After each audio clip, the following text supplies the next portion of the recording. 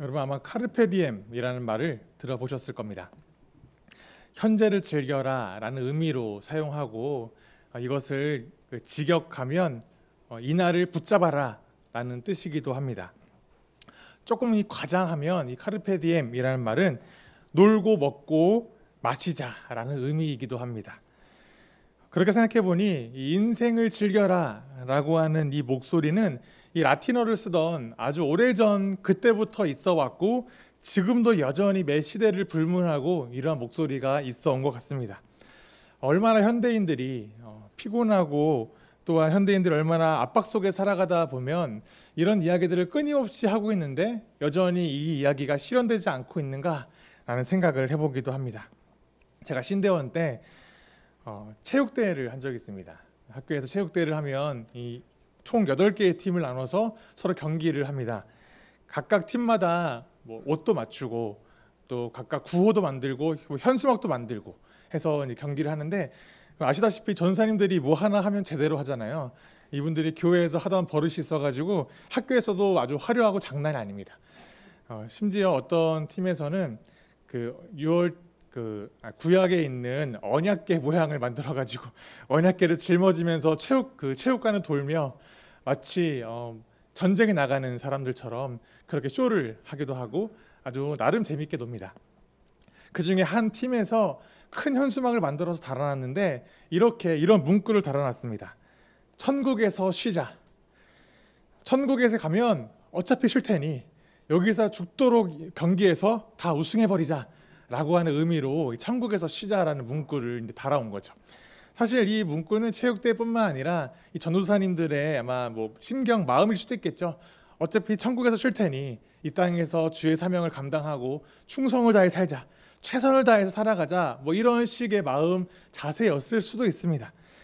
그 당시에는 굉장히 이 현수막이 이슈가 돼서 그 이후로 이 학교에서 많은 사람들에게 농담식으로 이런 이야기를 많이 하게 됐죠. 뭐만 하면 야 천국에서 쉴 텐데, 뭐만 조금 피곤해하면 야 새벽기도 안 가? 천국에서 쉴 거잖아. 이런 식으로 전사님들끼리 우리들끼리 농담으로 많이 사용을 했습니다.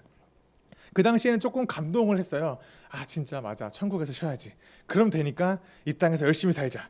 그런데 지금 생각해 보니까 좀 씁쓸하기도 합니다. 어디에서나 심지어 학교 체육대회에서까지 매번 최선, 수고를 강요받는 시대 속에 우리는 살고 있지 않은가라고 하는 생각을 좀 하게 되었습니다. 오늘 전도서 말씀은 지금까지 전도서 말씀, 지금까지의 이야기의 소결론이기도 합니다. 1장 12절부터 시작해서 본론이 시작되었었는데 전도자는 지금까지 어떤 이야기를 했냐면 두 가지의 헤벨에 대해 이야기했습니다. 제가 잠깐 용어 정리를 좀 하자면, 제가 헤벨이라고 하는 이야기는 여러분 아시다시피 헛되다라고 하는 전도서의 이야기의 히브리어 원어라고 했죠. 제가 굳이 이 헤벨이라고 얘기하는 이유는 이 단어가 헛되다라고 하는 이 한 가지 단어로만 번역할 수 없기 때문이죠.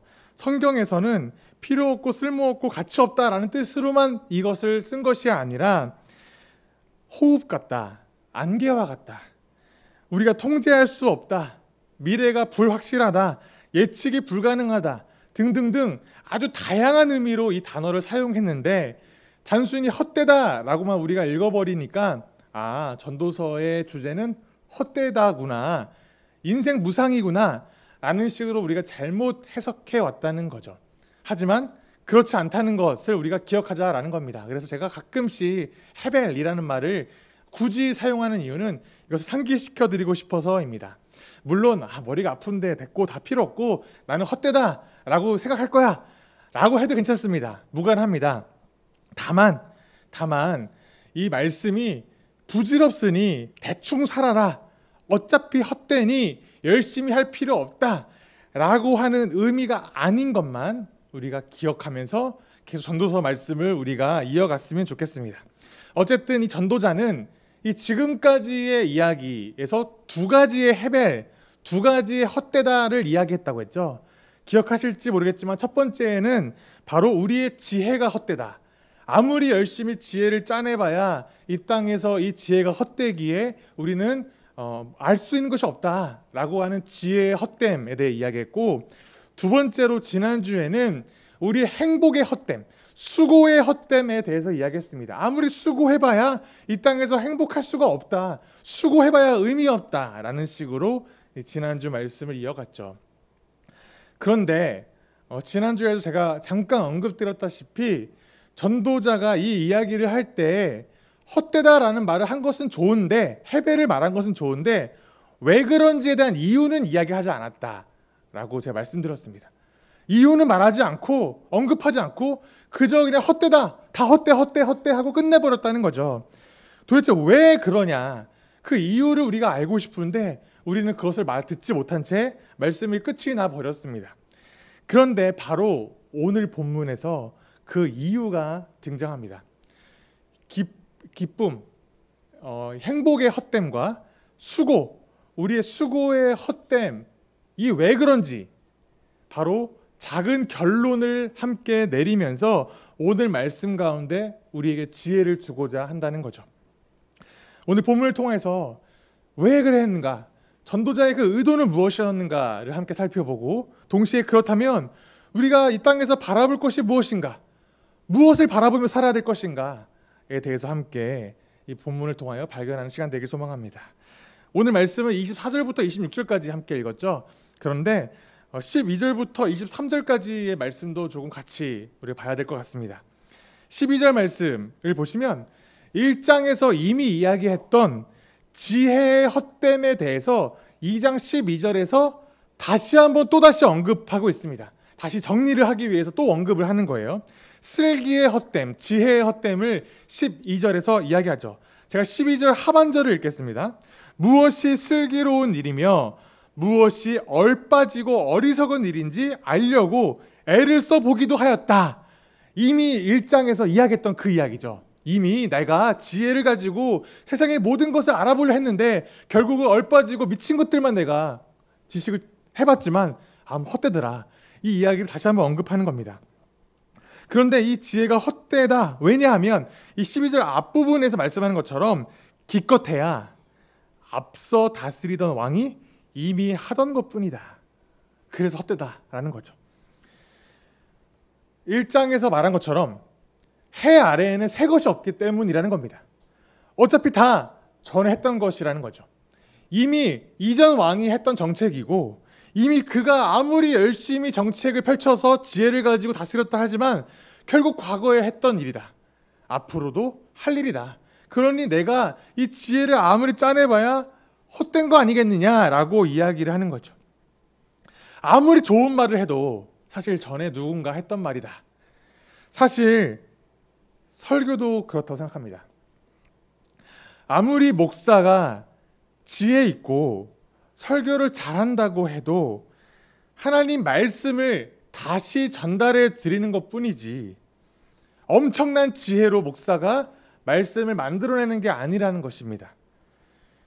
그러니까 여러분, 많은 목사의 설교보다 성경 말씀을 읽으셔야 합니다. 우리가 수많은 목사님들의 설교를 듣고 찾아보고, 요즘에 얼마나 많이 있습니까? 어딜 가나 어디서나 들을 수 있는 수많은 설교들이 있는데 그 수많은 설교들을 들었다고 해서 만족하시면 안 된다는 거죠. 그들이 하는 말은 결국 성경 말씀입니다. 하나님 말씀을 증거하는 자입니다. 우리가 설교 말씀이 귀하지 않다, 설교 시간이 헛되다란 말이 아니라 그것에만 집중해 버리면 정작 우리가 하나님 말씀을 읽고 이 말씀으로 들어가는 이 시간은 소홀해질 수 있다는 거죠. 내 신앙의 의무를 다했다라고 그저 끝나버릴 수 있습니다. 주일날 말씀을 듣는 이 30분, 40분의 시간 동안 열심히 말씀을 들으시고 열심히 설교 말씀을 경청하시죠. 그리고 집에 가시면 어떡합니까? 내 신앙의 의무는 다했다라고 생각하십니다. 일주일치 배터리 채웠다. 일주일 동안 이제 설교 말씀 30분 들었으니 다음 주에 들을 때까지 내 머릿속에서 말씀이 사라지는 그런 일들이 우리의 삶에 반복되지 않습니까? 성경 말씀을 읽으셔야 됩니다. 말씀을 읽으셔야 됩니다. 여기에 더 큰 보화가 있기 때문이죠. 다시 본문으로 돌아와서 이 전도자는 이 슬기로움과 지혜 자체를 깡그리 무시하는 게 아닙니다. 비록 지혜나 어리석음이나 다 매한가지긴 하지만 13절 말씀 눈으로 보시면 빛이 어둠보다 낫듯이 슬기로움이 어리석음보다 낫다라고 말합니다. 그러니까 슬기가 어리석음보다는 낫다, 더 좋다, 이것을 말하죠. 그런데 왜 지혜도 헛되다라고 했을까요? 14절 하반절, 2장 14절 하반절 말씀이 나옵니다. 제가 역시나 읽겠습니다. 지혜 있는 사람에게나 어리석은 사람에게나 똑같은 운명이 똑같이 닥친다는 것도 알고 있다. 자, 지금 전도자의 말을 이해하시겠습니까? 처음에는 지혜가 헛되다 라고 하더니 그래도 어리석음보다 지혜가 낫지 라고 하더니 지혜자나 어리석은 자나 다 매한가지야 라고 이야기합니다. 지금 전도자의 이 말이 계속 이랬다 저랬다 하는 거 아닙니까? 도대체 뭐라고 하는 거야? 뭐를 원하는 거야? 어쩌라는 거야? 라는 생각이 드실 수도 있습니다. 그런데 사실 이 전도자의 말은 이랬다 저랬다 하는 게 아닙니다. 자세히 살펴보시면 이 두 가지의 이야기에 큰 차이가 있습니다. 첫 번째로 전도자가 지혜가 낫다, 어리석음보다 라고 이야기했죠. 두 번째로 뭐라고 얘기했습니까? 지혜 있는 자나 어리석은 자나 매한가지다. 결국은 지혜 자체가 어리석음보다 뭐 똑같으니까 상관없다는 게 아니라 지혜는 낫지만 지혜 있는 자나 어리석은 자나 똑같다라고 하는 거죠. 왜 그렇습니까? 이렇게 이야기한 이유가 있겠죠. 바로 이 이유는 16절에 보면 나옵니다. 바로 죽음 때문입니다. 지혜 있는 자나 어리석은 자나 다 죽습니다. 아무리 지혜있다고 해도 오래 기억되는 것도 아닙니다. 지혜 있는 자나 어리석은 자나 사람들의 기억 속에서 그저 영원히 잊혀질 뿐입니다. 다 죽으니까요. 모든 사람은 죽음을 피할 수 없기 때문입니다. 아무리 위대한 사람이 조금 더 오래 산다 할지라도 죽은 이후에는 잊혀지죠. 물론 누구는 조금 더 오래 기억될 수도 있습니다. 누구는 금방 잊혀지고 누구는 조금 더 오래 기억되겠죠. 그러나 시간이 지나면 다 잊혀지게 되어 있습니다. 제가 좋아하는 애니메이션이 하나 있습니다. 제가 디즈니 픽사 애니메이션을 굉장히 좋아해서 거의 나올 때마다 빼놓지 않고 보고 있는데 혹시 여러분 코코라는 애니메이션 보셨습니까? 코코라는 애니메이션은 멕시코를 배경으로 한 애니메이션인데 멕시코의 전통에 따르면 사람은 2번 죽는다라고 합니다. 그들의 전통의 믿음이에요. 첫 번째는 육체적인 죽음이고 또 한 번의 죽음은 잊혀질 때, 사람들에게 잊혀질 때 두 번째로 죽는다라고 그들은 믿는다고 합니다. 그래서 그들은 1년에 한 번씩 죽는 자의 날이라는 날을 만들어서 죽었던 내 조상들을 기억하는 행사들, 축제를 벌인답니다. 그러니까 죽음은 곧 축제인 거예요. 축제를 벌임으로 죽은 사람들을 기억하고 내가 기억해야만 그들이 사후세계에서 영원히 살 수 있다. 뭐 이런 식의 믿음이 그들 가운데 있다는 거죠. 성경에서도 2번 죽는다 이야기하죠. 성경에서의 2번 죽음은 무엇입니까? 하나는 육체적인 죽음, 그리고 두 번째는 심판 이후에 불바다에 던져진 영원한 둘째 사망을 이야기합니다. 어쨌든 이 모티프는 비슷하지만 내용은 조금 다르죠. 멕시코 사람들은 육신이 죽는 것보다 잊혀지는 것을 더 슬퍼한다는 거죠. 한국 속담에도 이런 말이 있죠. 호랑이는 죽어서 가죽을 남기고 사람은 죽어서 이름을 남긴다. 어느 정도 맞는 말이긴 합니다. 과거에 위대한 업적을 남기고 엄청난 의인들은 교과서에 오랫동안 남아있고 지금도 몇천 년 동안 우리 입에 회자되고 있죠. 악인들도 마찬가지입니다. 엄청난 악인들도 끊임없이 회자되고 또한 우리 인생 속에서 비유가 되고 이야기가 되죠. 그러나 그들도 언젠가 잊혀집니다. 또 다른 사람이 등장하여서 그의 업적을 뒤엎을 것이고 때로는 그들의 악행보다 더 심한 악행을 저지른 사람이 나와서 그 사람들은 잊혀진 채 새로운 사람들만 우리 머릿속에 기억될 것이죠. 이 땅에 영원한 것은 없기 때문입니다. 모든 사람은 죽음 앞에 평등합니다. 아무리 날고 긴다고 해도 아무리 지금 뛰어나다 해도 이 땅에서 지혜로운 일을 많이 했고 학문적인 성과를 많이 냈다 해도 다 죽습니다. 교과서에 이름을 남기면 몇십 년, 몇백 년은 살겠지만 죽으면 끝입니다. 그 영광과 찬사도 바람에 흩어질 것입니다. 이와 마찬가지로 해 아래에서 내가 한 모든 수고 또한 마찬가지라는 거죠. 우리 18절 말씀 함께 읽도록 하겠습니다. 18절입니다. 시작. 세상에서 내가 수고하여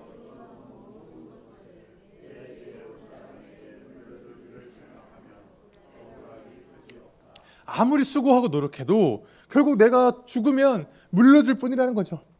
전도자의 말이 무엇입니까? 억울하다. 내가 열심히 수고했는데 나는 죽으면 끝이기 때문에. 내가 돈을 많이 모으고 건물을 사고 땅을 사고 엄청난 재산을 불려놓아도 죽으면 내 후손에게 물려줄 뿐입니다. 죽을 때 가져갈 수 없다는 거죠. 나의 수고를 이어받을 사람이 혹시나 어리석은 사람이면 더 망했습니다. 난 열심히 노력했는데 어리석은 사람이 그것을 흥청망청 쓸 것이기 때문이죠. 내 모든 성과를 가치 없이 날려버릴 것이기 때문이죠. 설령 내가 이것을 물려줄 사람이 지혜로운 사람일 수도 있습니다. 내 수고를 이어받는 일이 있을 수도 있습니다. 그러면 어리석음보다 좀 괜찮지 않겠습니까? 아닙니다. 오히려 그 사람에게는 그것이 악이 될 수 있습니다. 21절 말씀. 수고도 하지 않은 다른 사람이 차지하다니 이 수고 또한 헛되고 무엇가 잘못된 것 같아. 잘못된 것이다. 이 새벽 성경에서는 조금 이 말씀을 좀 점잖게 번역을 했어요. 좀 점잖게 번역을 해서 이 말씀을 드리면 그냥 조금 아쉬운 정도로 느껴질지 모르겠지만 원문에 보면 어떻게 이것을 표현하냐면 큰 악이다 라고 단호하게 표현합니다. 아무리 지혜 있는 사람이 이 선대의 수고를 이어받아 물려받았다 할지라도 본인의 노력이 없이 얻은 그 수고는 그 사람에게 큰 악으로 돌아올 것이라고 성경은 이야기하는 거죠. 이런 점에 성경은 우리에게 불로소득에 대해서 어떻게 이야기하는지를 명확히 알 수 있습니다. 데살로니가 후서 3장 10절에도 이런 말씀이 있죠. 우리가 여러분과 함께 있을 때 일하기를 싫어하는 사람은 먹지도 말라라고 거듭 명령하였습니다 라고 말할 정도로 성경은 불로소득에 대해서 굉장히 엄단하고 있습니다. 하나님께서 우리에게 주신 삶의 터전이 있다면 이 터전에서 성실히 살아가는 것이 의무라는 거죠. 땀 흘리는 노력 없이 공짜로 얻는다는 것, 이것에 집중하는 것, 노력하지 않는 것, 불로소득을 추구하는 태도가, 성도가 요행을 바라는 태도가 큰 악이다라고 단호하게 말하고 있다는 겁니다. 왜 요행을 바라는 것이 큰 악이냐면 우리의 믿음까지도 완전히 흔들어 버릴 것이기 때문입니다. 요행을 바란다는 것은 행운을 바라거나 또는 우연을 꿈꾸는 것이기 때문입니다. 복권에 당첨되는 것, 우연히 돈을 줍는 것, 우연한 기회로 일액천금을 얻는다는 것, 헐값으로 땅을 샀는데 금값이 되는 것, 그런 것들 우리가 다 소망해보고 한 번씩은 기대해본 것 아닙니까? 이러한 대박을 경험한 사람들은, 한번 경험한 사람들은 그 이후로 무엇을 믿을 것 같습니까? 하나님의 섭리보다는 행운을 믿을 것입니다. 다시 한 번 더 나에게 이런 행운이, 한 번 더 나에게 이러한 우연이, 한 번 더 해볼까? 하나님의 섭리보다 행운에 우리의 모든 관심과 믿음을 집중하게 될 것이라는 거죠. 아니요, 나는 기도하고 복권 샀어요. 기도하고 착하게 살고 성실하게 하나님께 수고하니까 하나님께서 나에게 이렇게 좋은 것들로 이 기회를 준 거 아닙니까? 하나님의 섭리이고 하나님의 복입니다. 하나님께서 나에게 내가 이렇게 열심히 봉사하고 신앙생활하고 기도했더니 그 땅을 마침 구매할 수 있도록 나에게 기회를 주신 거 아니겠습니까? 라고 생각하십니까? 불로소득이 하나님의 기회이고 복이고 섭리이고 계획 가운데 있고 내가 잘 살았기 때문에 받은 복이라고 생각하십니까? 그래서 불로소득도 축복의 한 방법이라고 생각하십니까? 그렇다면 내가 겪는 고난도 똑같은 자세로 바라보셔야 합니다. 이것이 하나님을 믿는 자의 바른 자세이기 때문이죠. 나는 과연 나의 고난과 종종 찾아오는 이 고통 또한 하나님의 섭리이고 하나님의 계획이고 하나님의 복이라는 것을 믿고 있는가? 억울하고 좌절스럽고 실패하는 것도 하나님께 감사하며 찬양하실 수 있다면 우리는 우연을 믿는 게 아니라 하나님의 섭리를 믿는 것이죠. 나에게 있어서 복 같은, 나에게 있어서 좋은 것일 때는 섭리이고 나쁜 일이 닥치면 우연이다. 이것은 우리의 믿음이 잘못된 겁니다. 한 가지만 선택하셔야겠죠. 우리는 그런데 항상 하나님 섭리, 복, 하나님의 뜻, 계획을 이야기할 때는 항상 나에게 좋은 것만 그렇게 판단을 하려고 합니다. 내 기준에 있어서 나에게 복이 되는 것, 나에게 행복과 즐거움이 되는 것만 하나님의 복이라고 생각하고 내가 슬프고 괴롭고 힘들고 억울할 때에는 재수가 없었다. 이거는 우연이야. 하나님 나에게 그럴 일이 없어. 라는 식으로 생각하는 우리의 잘못된 믿음이 있다는 거죠. 왜냐하면 우리는 이 땅의 복에 너무나 많은 관심이 있기 때문입니다. 세상을 창조하시고 지금도 운행하시고 아주 작은 것까지 섭리하시고 세세하게 역사하시는 하나님의 그 역사가 나의 잘됨도, 나의 낮아짐도, 부유함도, 가난함도, 건강함도, 병에 걸림도 다 사랑으로 인도하고 계시다는 것을 우리가 과연 믿느냐. 우리가 요행을 바란다면, 우연을 바란다면, 기도하고 나서 복권했더니 1등 했다는 것만 기대한다면 우리는 하나님을 믿는 게 아니라 우연을 믿는 것이고 요행을 믿는 자라는 거죠. 결코 성도가 아니라는 것입니다. 결국 전도자의 결론이 이것입니다. 지혜 있는 사람이나 어리석은 사람이나 죽는다. 수고한 사람도 결국 죽고 그 수고로 인하여 노력 없이 상속받는 사람도 큰 악에 빠질 것이다. 그 사람은 죽을 것이다. 결국은. 그러니까 해벨이다. 헛되다. 여기까지가 전도자의 지금까지의 가르침입니다. 여러분 어떻게 생각하십니까? 어느 정도 이해하실 수 있겠죠. 동의도 하실 겁니다. 물론 그래서 어쩌라고요 라고 생각이 들기도 하지만 유명한 말도 있죠. 유명한 라틴어 있지 않습니까? 메멘토 모리, 죽음을 기억하라, 유명하지 않습니까? 아 그래, 선대의 사람들이 얘기했던 것처럼 그래, 다 죽으니까 죽음을 기억하라. 아주 멋있는 말처럼 이 성경 말씀도 그래, 멋있는 말로 듣고 이해하고 넘어가도 괜찮을 것 같다, 충분하다 라는 생각이 들기도 합니다. 굉장히 모든 사람이 죽는다라는 말은 일반적인 교훈이기도 하기 때문이죠. 그런데 24절 말씀부터 보면 우리가 기대하지 않았던 조금 이상한 주제로 전도서의 말씀이 흘러가기 시작합니다. 24절 말씀 우리 함께 읽겠습니다. 2장 24절 시작. 사람에게는 먹는 것과 마시는 것, 자기가 하는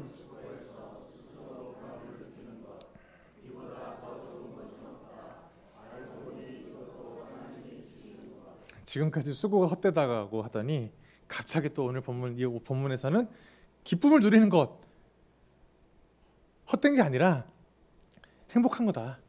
이보다 좋은 것은 없다 라고 또 갑자기 이야기합니다. 누가 모르나요? 우리는 알고 있는데 행복이 좋다는 거 알고 있죠. 도대체 무슨 말을 하고 싶길래 이렇게 왔다 갔다 합니까? 왔다 갔다 하면서 도대체 우리에게 하고 싶은 말이 무엇일까요?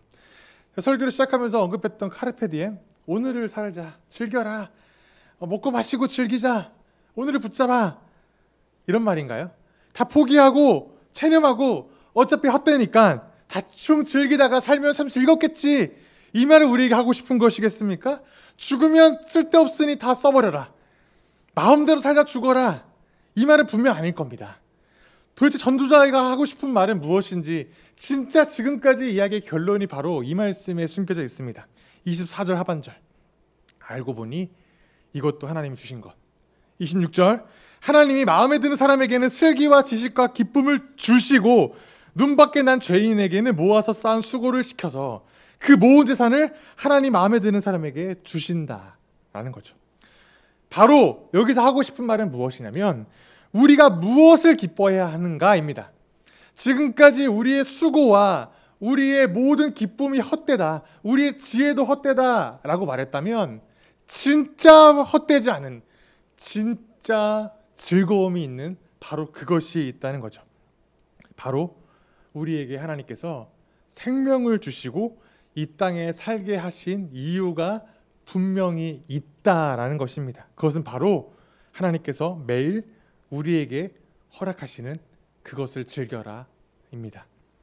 오늘 본문에서 우리 눈에는 잘 들어오진 않지만 이 원어로 보면 조금 특이한 점이 발견됩니다. 사실 제가 원어를 자꾸 언급드리는 게 저에게도 큰 부담이고 한편으로 죄송한 마음도 좀 들긴 합니다. 하지만 원어를 제가 좀 언급을 해드리자면 그렇습니다. 17절 하반절에서 인생살이에 얽힌 일들이 나에게는 괴로움일 뿐이다 라고 여기서 원래 원어는 이 또한 나의 악함이다 라고 이야기하고 있고요. 21절 하반절에서 이 수고 또한 헛되고 무엇이 잘못된 것이다, 아까 언급했듯이 큰 악이다 라는 단어가 등장합니다. 그러니까 이 해 아래에서 세상에서 행하는 우리의 욕망, 지혜, 우리의 수고, 모든 것들은 다 악이다, 악함으로 해 아래의 것을 규정하고 있습니다.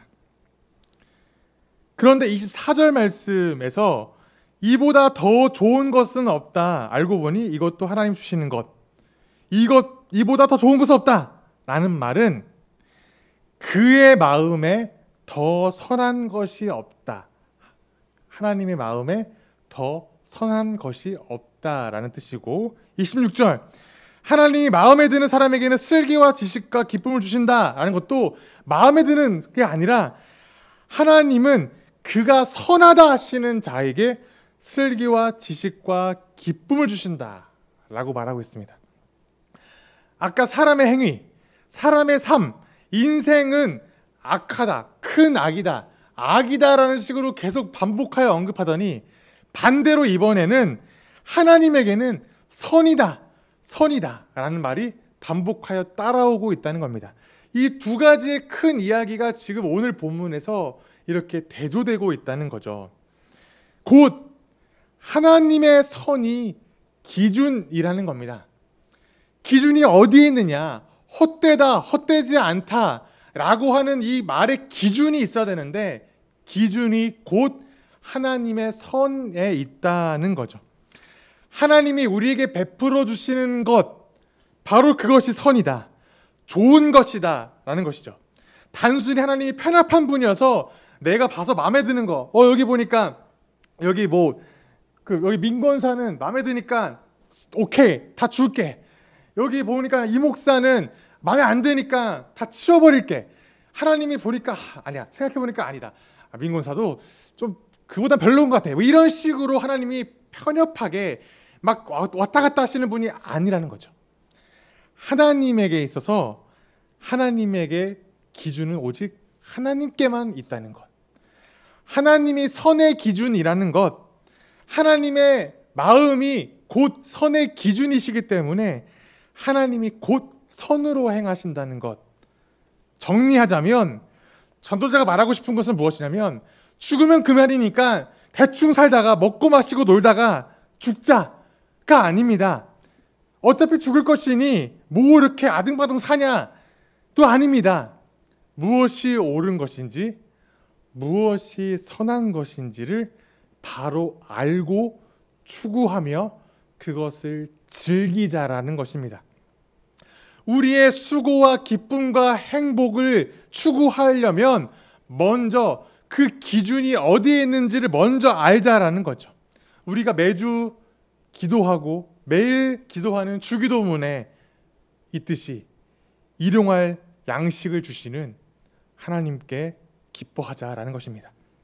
그분이 매일매일 공급해 주시는 양식, 기쁨, 성과, 그분이 허락하시는 삶의 결과들, 즐거워하는 것, 바로 하나님이 주셨기에 이것이 우리에게 너무나 즐거운 것, 바로 이것이 성도의 삶이라는 거죠. 시편 34편 8절에서 제가 참 좋아하는 말씀이 있습니다. 여호와의 선하심을 맛보아 알지어다. 여호와의 선하심을 맛보아서 즐기자. 굉장히 맛보다라는 말로 번역한 게 너무 좋습니다. 맛보고 즐기고, 씹고 즐기고. 이 고백이 성도의 삶의 자세가 아니겠느냐. 우리는 선과 악을 이야기할 때 항상 그 기준이 나에게 있었습니다. 내가 원하면 선, 내 원하는 바에 미치지 못하면 악. 그래서 하나님께 기도할 때 내 기도에 응답하시면 선하신 하나님의 역사, 내가 원치 않은 방향대로 흘러가면 하나님은 선하시지 않다. 내 욕망대로 돈을 쫓고 행운을 얻으면 좋은 것, 돈을 못 벌고 명예를 얻지 못하고 성공하지 못하면 좋지 않다. 그러나 오늘 전도자가 우리에게 하는 말이 무엇입니까? 하나님이 곧 선이시다 라는 것을 기억하자는 것입니다. 하나님께서 선함의 기준이시기에 하나님께서 우리에게 주시는 모든 것이 선한 것이다. 그 선하신 하나님께서 매일매일 우리에게 매 순간 우리에게 허락하시는 것들이 있고 그것을 즐거워하라. 그것을 기뻐하라. 하나님께서 주시는 먹는 것, 하나님께서 우리에게 오늘 주시는 맛있는 것, 즐기는 것, 우리가 수고할 때 하나님이 우리에게 주시는 그 성과물들, 그것을 마음껏 즐기라. 이것이 바로 오늘 말씀의 주제라는 거죠. 사랑하는 성도 여러분, 사실 기독교 안에서 즐기라라는 말은 굉장히 사용되지 않고 어색한 문장이기도 합니다. 설교에서나 아니면 성도들과의 대화에서 무언가를 즐기십시오 라고 하는 말은 굉장히 불경한 것처럼 느껴질 때가 많습니다. 굉장히 우리는 언제나 고행을 해야 하고 언제나 괴로워해야 하고 참아야 되고 언제나 인내해야만 하고 언제나 이렇게 움츠리면서 사는 것이 우리 성도의 삶의 정답이라고 우리는 생각하고 살 때가 너무 많습니다. 그러니까 우리가 즐길 때는 죄책감이 드는 거죠. 아, 이러면 안 되는데, 나는 고행을 해야 하는데, 나는 미디어를 끊어야 되는데, 금식해야 되는데, 먹는 것에 즐거워하다니, 이런 것들이 우리 가운데 숨겨져 있죠. 그래서 우리는 즐길 때 어떻게 즐깁니까? 숨어서 즐깁니다. 교회에서는 그렇지 않죠. 하지만 집에서는 열심히 즐기고 열심히 행복을 누리다가 교회 와서는 그렇지 않은 척. 하지만 오늘 본문의 주제는 무엇입니까? 즐기라입니다. 무엇을 즐깁니까? 하나님을 즐기라는 거죠. 여러분 교회 오실 때마다 3층에 딱 올라가시면 정면에 보이는 문구가 있습니다. 혹시 기억하십니까? 사실 7년 이상 다니신 여러분들에게는 그것이 있는 듯 없는 듯 하고 이제 지나가시겠죠. 너무 익숙하니까. 원래 사람은 눈앞에 익숙한 것을 지워버리지 않습니까? 저는 그렇지 않은 사람이다 보니 이 신소교회에 처음 왔을 때 그 문구를 저는 아직도 기억합니다. 사진도 찍어놓고 갖고 있습니다. 여기 이런 문구로 시작합니다. 여러분 지금 확인하고 오시라고 할 수 없으니 제가 읽어드리겠습니다. 신소교회는 하나님의 말씀인 성경의 토대 위에서 믿음으로 거듭난 성도들로 이루어진 신앙 공동체로 라고 시작합니다. 거기 이렇게 적혀 있습니다. 특정 교단에 소속되지 않은 독립교단이나 장로교 신앙의 표준인 웨스터민스터 신앙 고백을 신앙의 지침으로 삼으며 라고 중간에 나와 있습니다. 바로 이 웨스터민스터 소요리 문답 제1문에 이렇게 이야기를 하고 있습니다. 우리가 신앙의 지침으로 삼고 있다고 고백했던 바로 거기에 이렇게 말하고 있습니다. 제1문, 사람의 제일 되는 목적은 무엇입니까? 그리고 그 답을 이렇게 말합니다. 아시는 분 계시면 같이 하자고 말하고 싶지만 당연히 아시셔서 이 쉬운 것을 물어보면 되게 자존심 상하시니까 제가 혼자 답하겠습니다. 사람의 제일 되는 목적은 하나님을 영화롭게 하고 하나님을 영원토록 즐거워하는 것입니다. 이 신앙 고백에서 하나님을 영원토록 즐거워하는 것, 바로 우리의 삶의 목적이라는 거죠. 하나님께서 즐거워하시도록 우리가 헌신하자는 것이 아닙니다.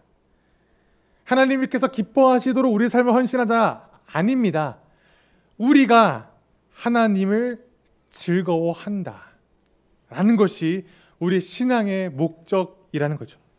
왜냐하면 하나님만이 선의 기준이시고 하나님만이 선함의 원천이시고 하나님께서 우리에게 허락하시는 그것이 곧 다 선합니다. 하나님께서 주시는 삶을 즐거워하라. 왜? 하나님이 선하신 분께서 우리에게 주셨기 때문에. 해 아래에서 나를 위해 살고 나를 위해 수고하고 나를 위해 애쓰고 나를 위해 지혜를 사용하고 나를 위하여 즐거워하는 것이 아니라 하나님만이 선하심을 인정할 때 우리 삶의 진짜 행복과 진짜 즐거움을 발견할 수 있을 것이라는 거죠. 과연 여러분은 무엇을 위해 사십니까? 무엇을 즐거워하시고 오늘을 살고 있으십니까? 사랑하는 성도 여러분, 오늘을 삽시다. 하나님께서 허락하시는 바로 오늘을 삽시다. 기쁘게 살아냅시다. 어쩌면 오늘 하루가 내 마음에 들지 않을 수도 있습니다. 어쩌면 오늘 하루가 내가 기대했던 대로 흘러가지 않을 수 있습니다. 그리고 지금의 우리 인생도 살다 보니 여기까지 내가 원치 않는 방향으로 흘러가다가 여기까지 떠밀려 왔을 수도 있습니다. 그러나 우리가 오직 하나님께서 선의 기준이심을 믿을 때, 고백할 때 바로 그 하나님을 즐거워할 수 있습니다. 요행과 우연을 바라는 것이 아니라 하나님의 섭리를 발견하고 그것을 믿을 때 그분이 선하시기에, 그분의 선의 기준이시기에 지금까지도 언제나 선하게 역사하셨고 지금까지도 언제나 항상 최고의 것으로 우리에게 주셨다는 것을 믿으며 오늘 하루도 만족하고 기뻐하시며 즐겁게 살아내시는 모든 성도 되시기를 축복합니다.